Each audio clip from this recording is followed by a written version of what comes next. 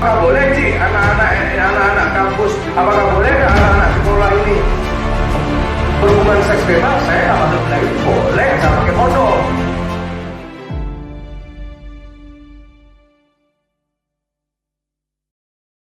Om Swastiastu. Om Swastiastu. Selamat siang, hari ini Kamis 29 Oktober 2020.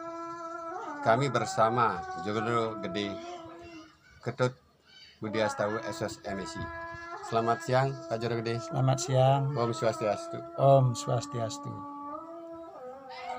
Adapun perbincangan kali ini bahwa kami mewakili media dari GBM TV bahwa pernyataan-pernyataan Senator Arya Widakarna sering mengatakan kontroversial di Mensos. Untuk itu kami, Pak Jero, ingin minta pendapat Pak Jero tentang kontroversial daripada pernyataan daripada Senator kita, yaitu Arya Widakarna. Yang pertama yaitu Senator AWK mengatakan bahwa Sepura-pura di Bali dikatakan tempat betara lokal. Dan juga Ratu Niang Gede dikatakan makhluk suci. Padahal masyarakat Bali sangat meyakini simbol agama yang disucikan oleh masyarakat Bali. Dan juga dikatakan bahwa masyarakat di Bali kalau mati tidak akan pernah nyampe di planet dewa. Menurut Pak Jero Penapi, istilahnya pendapat-pendapat Pak Jero tentang kontroversial yang ada di Bali ini, Pak. Silakan Pak Jero. Iya, suksema. Para pemirsa sekalian, sebelum saya berbicara, mari kita inggih punika terima panganjali umat. Om Swastiastu. Om Awigenamastu Namo Buddhaya. Baik, tadi yang ditanyakan Pak Nyoman Sarjana tentang apa pernyataan siapapun dia, saya tidak memandang siapa-siapa, yang penting kita ngomong murni masalah agama Hindu.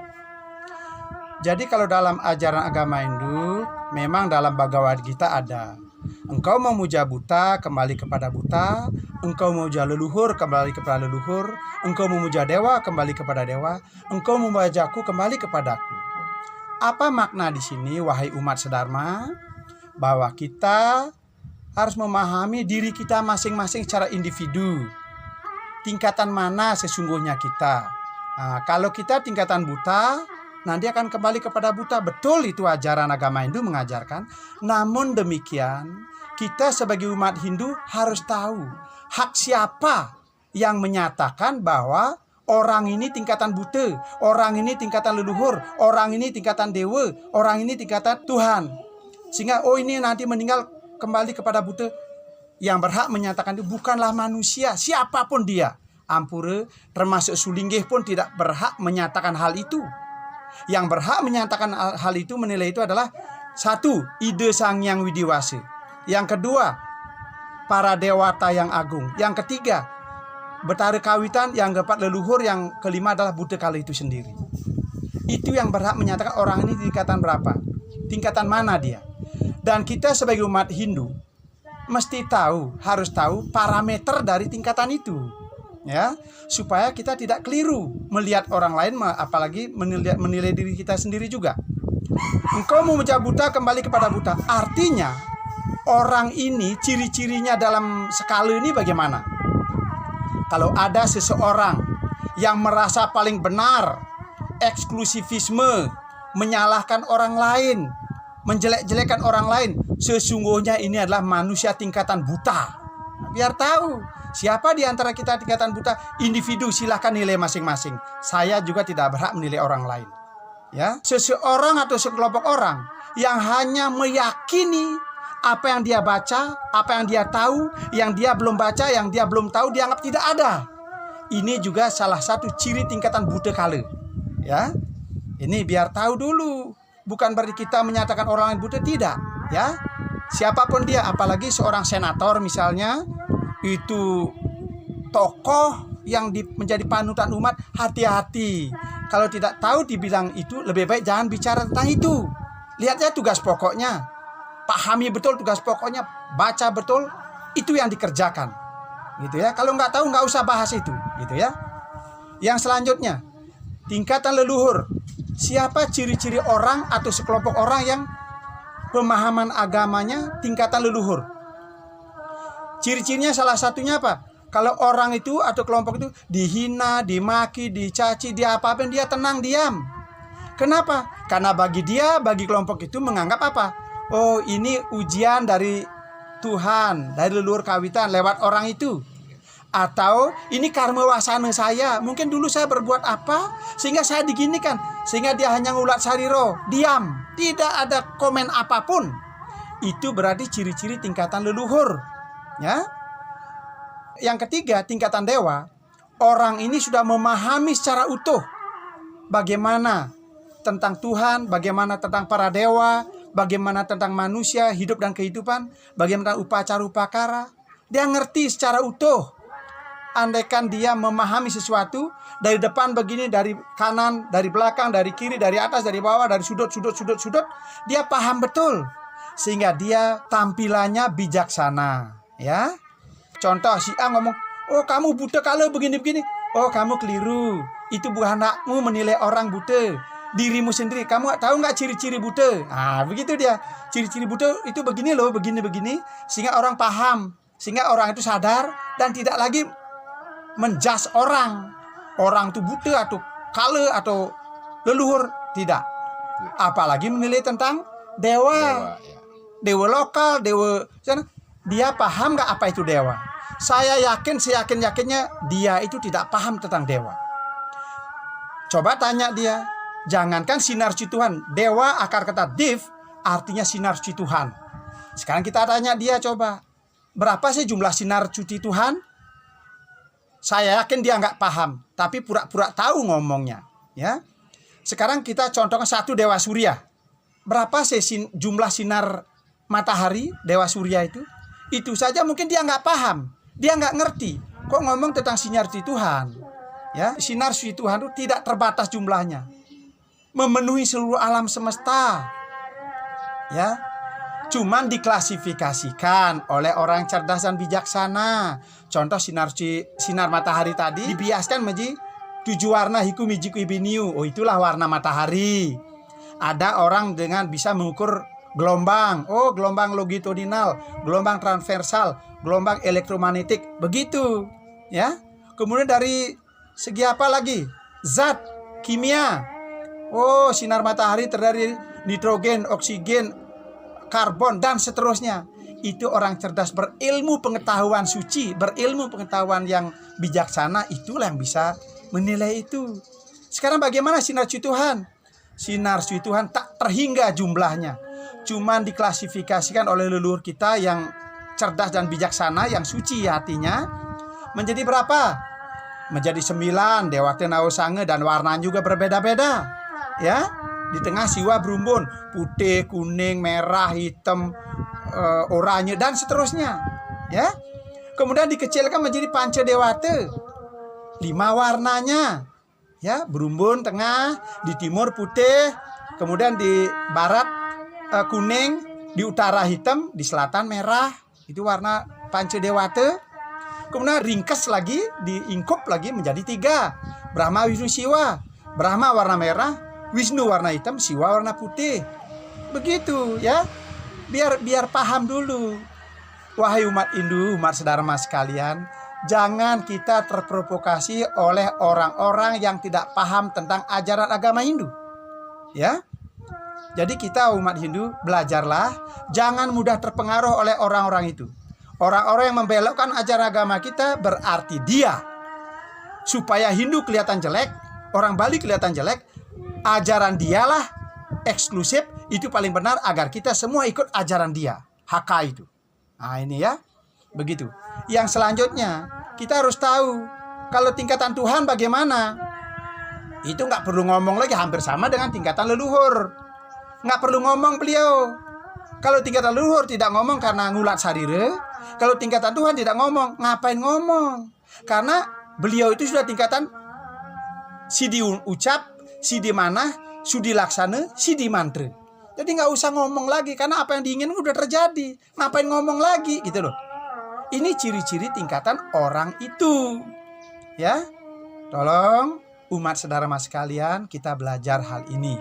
Yang selanjutnya dibilang orang Bali itu nanti kalau meninggal hanya berada di tingkatan Bali saja, di lokal Bali saja. Ampure. Sekali lagi, itu bukan hak dan kewenangan dia yang berbicara begitu, yang menilai begitu. Memangnya dia udah pernah mati. Dia bisa komunikasi dengan para dewa, dengan leluhur, dengan Tuhan. Itu bohong itu. Saya yakin dia tuh tidak paham betul tentang hal ini. Jadi tolong, saya akan sampaikan ajaran agama Hindu secara utuh. Wahai umat sedharma. Ya. Kita memuja leluhur bukan berarti kita hanya di tingkat leluhur, tidak. Pancayadnya di Hindu itu, korban suci yang dilaksanakan. 5 yadnya itu, 1 yadnya dilaksanakan, 5-5-nya dikerjakan. Cuman dominannya dewa yadnya, manusia yadnya juga dikerjakan, pitra yadnya juga dikerjakan, manusia yadnya dikerjakan, buddha yadnya dikerjakan. Contoh piodalan besar di pura, dewa yadnya itu, buddha yadnya dilaksanakan, pecaruan dilaksanakan dulu. Agar upacara-upanya berjalan lancar, butuh kali biar tidak mengganggu, gitu loh. Disomia dulu, nyomia buta dulu, ngeruat buta dulu agar menjadi dewa, sehingga nanti upacara lancar semua, begitu. Tingkatan manusianya mana? Ngundang orang, ngundang umat itu datang ke pura, itu manusianya namanya. Hubungan manusia pun dilaksanakan di situ. Ya, resiadnya sulingge atau pemangku diundang untuk muput, untuk nyarengin pemargin upacara itu resiadnya namanya. Kemudian dewayanya bagaimana? Ngundang dewa persaksi, upasaksi itu kepada kita. Leluhur mana? Kita juga matur piuning di rumah pada leluhur, ledang leluhur titiang ngaksi nuntun titiang mangkin titiang jagi ngaturang sembah padi ring pura piodalan pura mangkin leluhur titiang ledang nuntun titiang nyarengin sembah bakti. Itu berarti pitriyadnya pun dikerjakan di situ. Upacara pitriyadnya demikian juga. Pasti ada upasaksi, dewa saksi, manusia sakti, ngundang juga manusia, buddha ngundang, pasti juga melaksanakan upacara buddhayadnya. Ini ajaran agama Hindu umat sedharma. Sekali lagi, mari kita sama-sama belajar. Kita biasakan, don't you see who speak, but please you listen what is speak. Jangan melihat siapa yang berbicara, tapi ucapannya benar pakai. Biar ampura ini, senator pun, atau siapapun yang kalimatnya nggak benar, jangan didengar, jangan dipakai. Jangan lihat pakaiannya. Pakaian itu hanya bisa dibeli. Siapapun sekarang bisa menggunakan pakaian apa. Iya, pinjaman. Iya, pakaian itu hanya pinjaman sesaat. Saya lanjut Pak Jero. Nah ini yang pertanyaannya ke satu tadi. Mungkin ada lagi, silakan. Lanjut dengan pertanyaan tadi ya. Bahwa dikatakan bahwa sepuru-puru ini dikatakan betari lokal. Apa yang dimaksud oleh beliau? Apa yang dimaksud oleh beliau tentang betari-betari yang ada di pura-pura di Bali adalah betari lokal. Dia berbicara karena ketidaktahuannya. Dia berarti tidak tahu pelinggih, ya, Pak Nyoman. Ya. Saya jelaskan tentang pelinggih sekarang. Apa itu padme sana? Padme tempat, sana duduk, tempat duduk. Pelinggih tempat duduk juga. Ya. Gitu loh. Sanggah untuk menyanggah itu tempat duduk juga. Untuk Tuhan dikatakan padme sana. Untuk Tuhan dan manifestasi sinar suci beliau. Kalau untuk betari kawitan leluhur itu sanggah. Gitu kan? Ya. Itu. Jadi dia itu tidak paham. Ya, jadi pura-pura semua yang dibuat di Bali itu ada sebagai istana Tuhan. Padme sana istana Tuhan dan manifestasi Tuhan. Ya, sinar suci Tuhan itu yang bersana situ. Tidak ada dewa lokal. Siapa bilang sok tahu itu? Ya, saya agak gregetan juga dengar yang kayak gitu-gitu. Kemudian ada rong telu, ada gedong. Ya. Itu semua tempat pelinggih para dewa sesuai dengan fungsinya. Dewi Sri dibuatkan pelinggih gedong kayak begitu. Dan diyakini simbol itu, kita yakini dengan masyarakat Bali ini meyakini bahwa tuh perwujudan daripada manifestasinya itu kita sebagai simbol untuk mengundang Tuhan. Ya. Jadi semua pelinggih-pelinggih itu adalah ngundang ide Ratu Ide Sang Dewasa, para dewata yang agung, ledang Ratu Rau melinggering padme sana, melinggering pelinggih-pelinggih sana sampun wenten. Inggih betara kawitan titiang leluhur tiang melinggih mangke ring rong kalih, ring rong telu niki. Kenten Itu semua istana Tuhan. Tidak ada dewa lokal, dewa. Memangnya Tuhan tuh menciptakan Tuhan tuh ada lokal, ada interlokal apa? Jadi itu jangan diikut, itu nggak paham, itu nggak tahu, itu tingkatan buta kali orang-orang kayak begitu yang pura-pura tahu itu Pak Sarjana ya. Saya ilustrasikan sekarang. Pak Nyoman Sarjana di rumah punya sendal, punya lantai. Ponaannya datang atau tetangga, sendalnya kotor dicuci, dibersihkan, disemir ya. Kotor disapu, dibersihkan. Suatu saat punya uang atau punya makanan, dia nggak minta, kira-kira mau diberi nggak? Diberi. Nah begitu, ini hakikat ya. Dalam Bhagavad Gita ada, barang siapa yang merenungkan aku sendiri, berpikir untukku, bekerja untukku, apa kebutuhannya akan kuantarkan, apa yang dimiliki akan kulindungi. Orang butuh uang, mungkin butuh makanan, dia tidak memuja Tuhan, tidak memuja siapa-siapa tuh.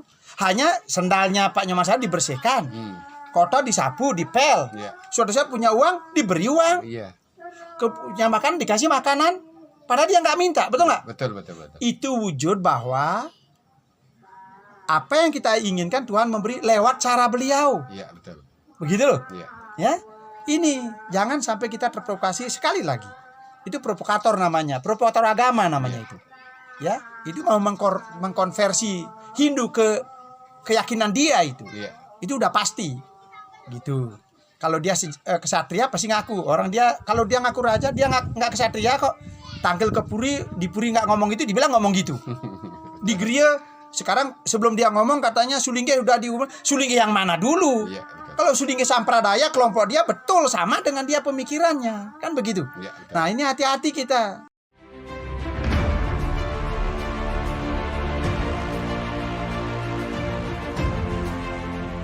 Kelompok orang yang tidak paham tentang ajaran Hindu. Hubungan baik hormat kepada ibu 2 serabut. Hubungan baik kepada saudara 3 serabut. Kepada leluhur nambah lagi kabel besar.